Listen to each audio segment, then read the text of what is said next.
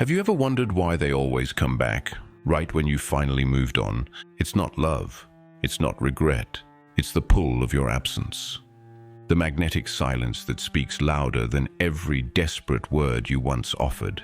You gave them everything, your time, your warmth, your need to be needed, and they got drunk on your availability. But the day you stopped explaining yourself, the day you stopped apologizing for your feelings, something shifted. You weren't loud. You didn't make threats. You simply disappeared. Not physically, but emotionally. You became cold, not bitter, not angry, just unreachable. And that's when they felt it, the ache of no longer owning you. Because the truth is brutal, they only begin to love you again when they realize they've lost the version of you that needed them. And now they're addicted to the echo of your silence. But you've already learned something they haven't. There's a kind of love that doesn't come from abundance. It comes from fear. A quiet fear so familiar you forget it's even there. It lives inside the way you text first, the way you overthink your tone, the way you make yourself small just to keep someone close. You tell yourself it's love, but it's not. It's panic, performing as affection. You gave, not from joy, but from survival. You stayed, not because it was safe, but because it was familiar. And when they pulled away, you blamed yourself. You thought, if I were more understanding, more chill, more available, maybe they'd stay. But what you didn't see was that your very need, the hunger behind your kindness, became the poison. They didn't leave because you weren't enough. They left because you needed them too much. Because you gave before they asked, explained before they doubted, apologized before they even noticed. You created a rhythm where your presence was always expected, and therefore always taken for granted. This is the paradox Erich Fromm warned us about. In The Art of Loving, he wrote, "Immature love says, I love you because I need you. Mature love says, I need you because I love you." But you were never taught the difference. No one told you that needing someone too much can turn them cold. That making yourself emotionally accessible at every hour doesn't make you more lovable. It makes you predictable. And what's predictable is rarely respected. You were conditioned, since childhood, to believe that love must be earned. That being quiet, helpful, forgiving, always available, always kind. That this is how you keep people. So you overcompensated. You loved hard. You stayed soft. You sacrificed sleep, dignity, and boundaries. You gave love like it was a transaction. If I give enough, they'll stay. If I'm good enough, they'll love me back. But people feel when love comes with an invisible invoice. They feel when they're being clung to, even in silence, and they pull away. Not always intentionally, not cruelly, but reflexively. Because when love starts to feel like emotional debt, people run. They retreat into themselves, not because they hate you, but because your presence reminds them of a weight they didn't ask to carry. You gave too much, too soon, too desperately. Not because you're weak, but because you thought that's what love was. But now, something in you is changing. You're tired of giving until you're empty. Tired of being the one who stays calm while they rage, who listens while they forget, who reaches out while they disappear. And in that exhaustion, a shift begins. You stop explaining. You stop overthinking. You stop trying to prove that you are worth staying for. And with that silence, that sudden jarring silence, everything changes. Because now they feel it, the absence, the space where your constant presence used to be, and it stings. Not because they suddenly realized how deeply they love you, but because they've lost control of the version of you that once needed them. That version is gone. The one who replied instantly. The one who tolerated mixed signals. The one who twisted herself into the shape of whatever would please them. And now that version has gone quiet. And you, the real you, has begun to emerge. Detached, measured, unapologetically unavailable. You're not being cruel, you're finally being whole. And from this place of sovereignty, everything is different. They will come back. Most of them do. drawn not to your need, but to your coldness, your stillness, your mystery. But when they return, they'll find someone who no longer dances for scraps, someone who doesn't ask to be chosen, because she already chose herself. And that, ironically, is what makes you unforgettable. Because when you stop needing them, they start needing you. In the next section, we'll explore how emotional detachment, when chosen consciously, becomes your most dangerous form of power. There is a moment, subtle but seismic, when something inside you quietly breaks, and you don't rush to fix it. You don't run after clarity. You don't reach for their attention. You just stop. Not out of cruelty, but out of exhaustion. You stop giving explanations that no one listens to. You stop performing softness for someone who only wanted your vulnerability when it made them feel powerful. It doesn't feel like rage. It feels like silence. A silence that doesn't ask for anything anymore. And in that stillness, something begins to shift, not outside, but within you. What they called love was a performance they expected you to keep repeating, but the curtain has fallen. The audience is confused, and you've left the stage. Wilfred Bion, one of the most brilliant minds in psychoanalysis, spoke of the moment when the psyche detaches not to escape, but to survive. He called it an attack on linking, when the pain of emotional entanglement becomes so intolerable that the mind cuts the cord. Not because it's cold, but because it's bleeding. You didn't want to withdraw, but staying meant self-destruction. So you vanished, emotionally. Not with revenge, with finality. What they feel now isn't your absence. It's the absence of control. You used to be so easy to reach, so quick to explain, so eager to repair. They broke the bond, and you built the bridge back. Every time.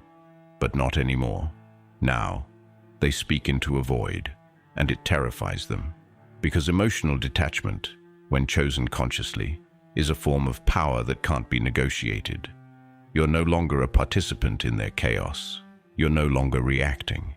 And without your reactions, they're left with themselves, with the mirror they spent years avoiding. This is what Wilfred Bion understood deeply, that human connection requires tolerance of emotional frustration. And most people can't tolerate it. They need you to respond. They need your explanation, your tears, your confusion, not to soothe you, but to affirm their significance. But when you don't respond, when you stop feeding their importance, their illusion collapses, and they panic. Not because they miss you, but because the part of you that once validated their power has gone quiet. And silence is unforgiving. You're not being cruel. You're finally being unavailable to dysfunction. This isn't revenge. It's resurrection. You've become immune to the game. And now you are dangerous. Not loud, not vindictive, just unavailable. Emotionally unreachable to those who once fed on your need. They don't know how to reach you anymore because you no longer reside where they left you. You've moved. You've evolved. You've stopped fighting for love that only worked when you were doubting yourself. And in that refusal to explain, to argue, to justify, you've unlocked a level of power that they never saw coming. You've reclaimed your energy, the most precious currency you own. Because the truth is brutal. As long as they could trigger you, they owned you. But now they throw stones into a pond that no longer ripples. And that's the difference between pain and peace. Before, they could shatter you with a silence. Now your silence speaks louder than any scream. Wilfred Bion taught that emotional maturity is marked by our capacity to contain, to hold internal tension without needing to expel it. That is what you're doing now. You're holding the void. You're not seeking resolution. You're not offering explanations. You're simply walking away, inside, not out of pride, but out of clarity. Because detachment isn't emptiness, it's sovereignty. And now that you've tasted it, you'll never beg again. In the next section, we'll explore how silence, not as avoidance, but as weapon, disarms emotional manipulation and becomes the language of those who no longer need to explain themselves. There is a silence that is soft, the kind that waits, that hopes, that trembles behind closed lips. But then there is another kind, a silence so sharp it cuts through manipulation like a blade. You don't raise your voice, you don't explain your withdrawal, you simply offer absence, and they feel it as violence. Not because you are being cruel, but because your silence reveals what their words were designed to hide. Jacques Lacan, the French psychoanalyst, once wrote that the truth has the structure of a fiction, and what you're doing now is this: you are breaking their fiction. You are removing yourself from a narrative they believed they controlled, a script where they were the center and you the endlessly available echo. But your silence rewrites everything. You don't respond, not because you're avoiding them, but because you no longer need to perform clarity for those who never offered it to you. You've become unreadable, and in that unreadability, you've taken back power. Power not over them, but over yourself. Because when you stop responding, they are forced to face the one voice they've always run from, their own. You see, the manipulator doesn't need you to agree. They need you to engage. They need your outrage, your confusion, your desperate, "Please just explain why." Every word you give them is a confirmation that they still occupy your mental space. But when you go quiet, not out of fear, but out of finality, they spiral. Lacan described this rupture as the collapse of the imaginary order, that fragile illusion we create to avoid confronting the real. And now that you are silent, they are left alone with that real. No more games, no more bait, just the void, the one they used to fill with your reactions. You don't even need to block them. Your indifference says more than your words ever could. They send a message. You don't reply. They try to provoke. You don't blink. They offer kindness laced with hooks, and you leave it unopened. This is not stonewalling. This is not immaturity. This is strategy. Because what you've realized is simple. Every time you explained yourself, they studied you. Every time you reacted, they mapped your wounds. And now, you've removed their compass. You've stopped narrating your inner world to someone who only listened to gain leverage. And so they crumble. Not visibly, no. Manipulators rarely make it that easy. But internally, quietly, panicked. Because now they are left with a question they can't answer. What are you thinking? And nothing torments the manipulative more than silence they cannot decode. But here's the truth you've learned. Silence is not just distance, it's revelation. It's the loudest boundary you can draw without uttering a word. It tells them, I owe you nothing, not even closure. It says, you no longer have access to the version of me who needed to be understood. Lacan believed that all desire begins with a lack, a void, a missing piece. And that's what you've become in their eyes now, a missing piece they can't reinsert. Not because you vanished, but because you've evolved into someone they no longer recognize. Someone who doesn't flinch at guilt, who doesn't over-explain to seem fair, who doesn't break just because the silence grows heavy. You've become silence, not as absence, but as presence. A presence so contained it can no longer be weaponized against itself. And now, everything reverses. You are no longer the one haunted by the what-ifs. They are. You are no longer seeking closure. They are. And yet you remain silent. Not because you lack words, but because your truth no longer requires an audience. In the next section, we'll explore how emotional independence reprograms your very identity, and why the version of you that emerges after detachment is the one no one can ever control again. There's a version of you no one has ever met, not even you. She lives behind the silence, behind the ache, behind the survival tactics you once mistook for personality. You glimpsed her in rare moments of stillness. When you said nothing instead of explaining everything, when you walked away without slamming the door, when you let someone misunderstand you and didn't chase after their validation, She isn't angry. She's not bitter. She simply doesn't need the performance anymore. And in her presence, everything feels different. Rollo, a father of existential psychology, wrote that freedom is the capacity to pause in the face of stimulus and choose. That's exactly what this new version of you has learned. Choice. No longer driven by reaction, no longer bound by wounds disguised as needs. You used to love from lack, give from guilt, stay out of fear. But now your stillness speaks. You don't respond to half-efforts. You don't accept apologies soaked in convenience. You've become unavailable to dysfunction, not because you don't feel, but because you finally know what deserves your energy.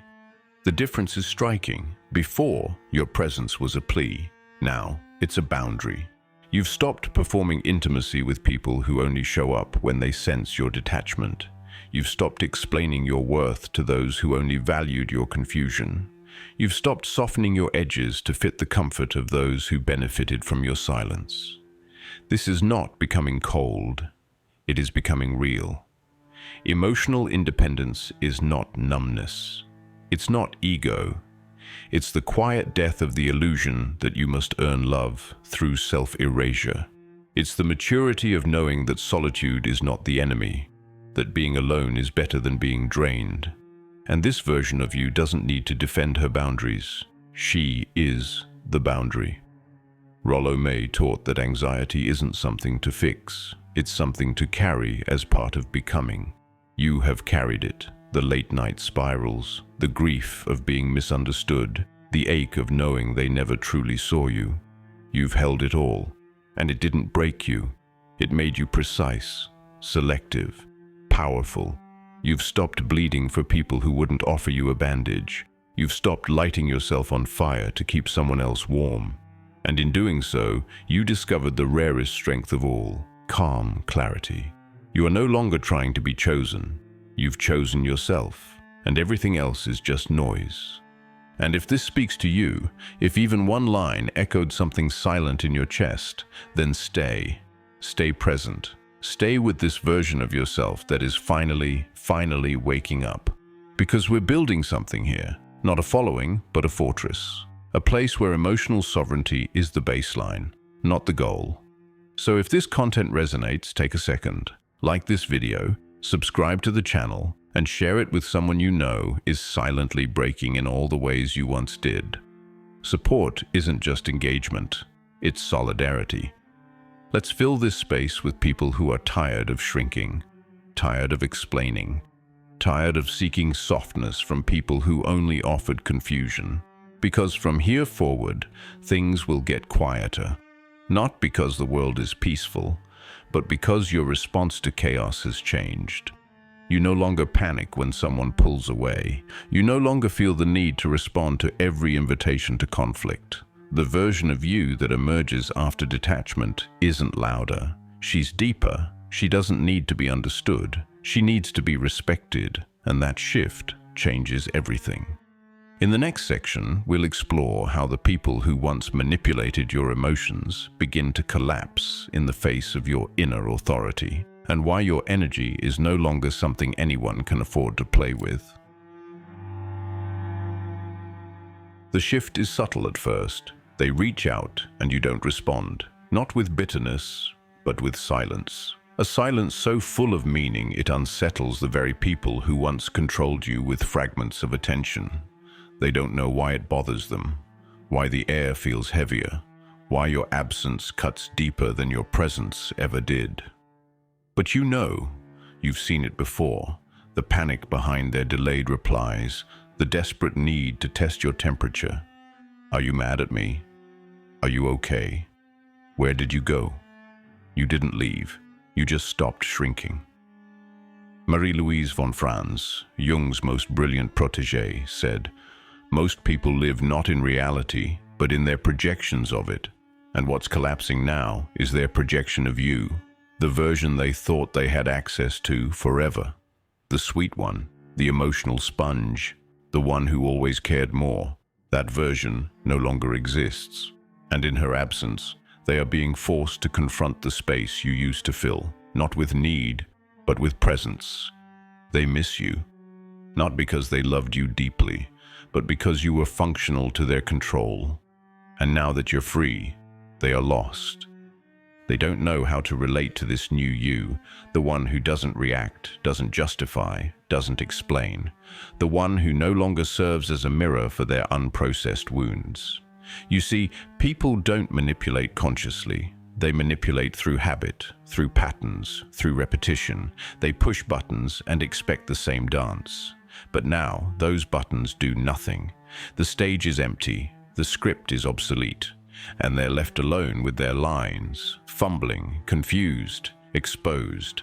This is what von Franz described as the collapse of the projection complex, when the image someone projects onto another person is shattered by that person's growth. You were never who they thought you were. You were simply behaving in a way that kept the peace, ensured safety, and preserved connection, even at the cost of your sanity. But when you detached, they lost their grip. And now, your energy, once so readily available, has become sacred, measured, rare. They sense the shift, but don't understand it. And so they test, they poke. They try to provoke a version of you that no longer lives here. But you don't react, not because you're playing games, but because you've finally realized not everyone deserves access to your nervous system. And that's what makes you terrifying, not loud, not aggressive, but unshakable. You've become someone who cannot be pulled back into chaos by the people who built their identity on your compliance. And in that transformation, the ones who relied on your softness to mask their dysfunction begin to crumble. Because without your emotional labor, they have no place to hide.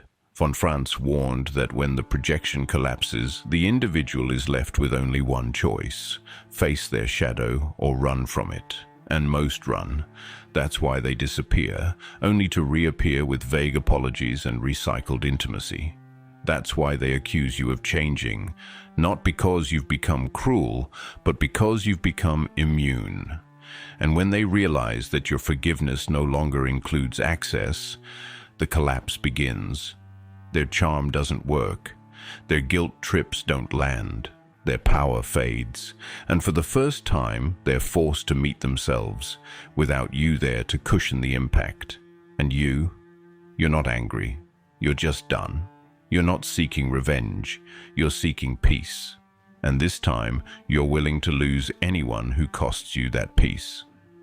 In the next section, we'll explore how emotional sovereignty becomes your new identity, and why the life that unfolds after collapse is the one you are always meant to live.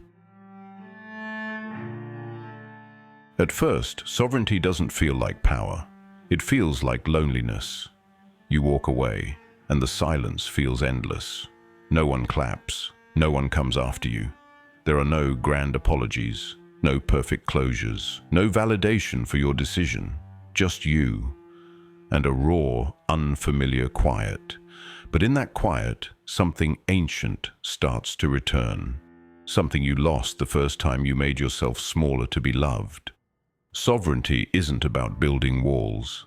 It's about no longer giving away your inner throne to anyone who smiles at you. James Hillman once wrote, "To be sovereign is not to be above life, but to be inside it so completely that no one can steal your center." That's what you're building now, a center that doesn't need approval to exist. You no longer need someone to reflect your worth for you to feel worthy. You no longer chase emotional breadcrumbs. You've started to build from within, and slowly your soul begins to trust you again. You're becoming someone who doesn't compromise her peace for proximity, and the world feels it. The same people who once toyed with your loyalty now don't know how to approach you. Your energy is no longer reactive, it's rooted, and that scares them. Not because you're dangerous, but because you're finally in possession of yourself. People feel when they can no longer manipulate you, when they can no longer pull you back into their chaos with a vague message, a disappearing act, or a dose of charm. You used to be so easy to access, always trying to make it work, always offering explanations, always folding your truth to fit someone else's expectations. But that version of you is buried now, not with rage, but with ceremony. You didn't kill her out of shame. You released her because she was never meant to carry all of it. Hillman believed that the soul does not want to be healed. It wants to be heard. And what you're doing now is finally listening to yourself, not to the voices that told you to be nicer, quieter, easier, but to the voice that said, "Stop abandoning me." And in honoring that voice, you've become someone else entirely, someone slower, still, unapologetically discerning. You no longer invite people into your world out of habit. You watch first. You listen without absorbing. You walk away without the need to explain. And that's not ego, that's mastery. The people who once found power in your pain now find nothing to hold on to, because your peace is no longer negotiable. It's your home, and what lives here now is sacred. You protect it like oxygen. You no longer perform for love. You no longer beg to be chosen. You no longer confuse attention with respect. You've crossed over from seeker to sovereign, and there's no return. Hillman warned that modern psychology often focuses on fixing the self rather than inhabiting it. But you are no longer trying to fix who you are. You are fully inhabiting her. You are no longer a draft version of yourself. You are the final form, not perfect, but real. And now, the ones who come close will feel it, not in your words, but in your posture, your pacing, your silence. They will either rise to meet you or be repelled by the depth. And either way, you'll be fine, because you've made peace with being alone if it means being whole. You've become your own sanctuary, and from here on, everything changes.